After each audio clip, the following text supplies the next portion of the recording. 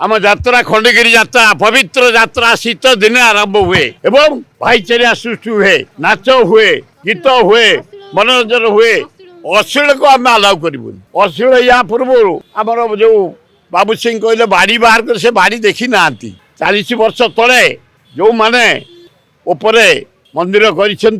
उलग्न मूर्ति बसई से माने उलग्न ही चलती रास्ता आम रोकिलु 77 मसीहा रखिले हगा नगा बाडेलु से दिन तो नंगला ना एठे नंगला को अलाउ करूँ नंगुली डांस नेकेड डांस आम माँ भौणी किसी आंच आसब आम बर्दास्त करूनी कड़ाकड़ी बंद हो 40 वर्ष तलू बाड़े बंद करूँ ना ना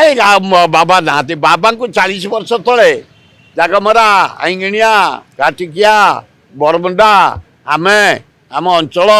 समस्ते मिसी हगा नगा बाड़ेचु जो उलग्न है से ऊपर जो नंगुली संस्था ना कौन ऊपर जो धर्म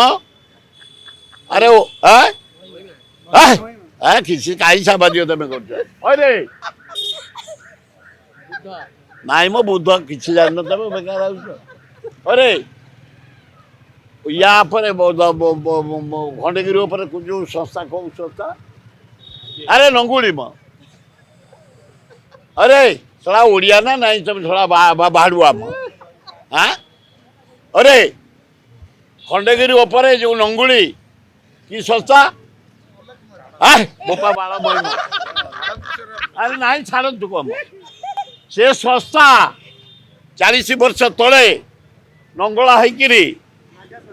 नाई मो नागा बाला कौन रही से गोटे संस्था किए जानी ना रे छाड़ू तो घर नयापल्ली तू भी जानु हाँ से संस्था नंगला हो चलुले आम माँ भौणी मैंने नुआ एमएलए कहले आज्ञा उलोकन मुझे देख सब गुड़ाक 200 नंगला खाली ताकू कहलु आपको बंद कर सी ओल्ट बाड़े पूर्ण सुंदर आईंगिनियार जड़े भद्र लोक हगा नगा बाड़ेलु जो 32टा घरे डाक्तरखाना से दिन तो आ नंगुली ना तेणु आम खंडगिरी जो उदयगिरी मेलने उलग्न से भली माँ भौणी पर किसी खराब इम्पैक्ट पकेब नंगुली ये डांस प्रश्न ना आम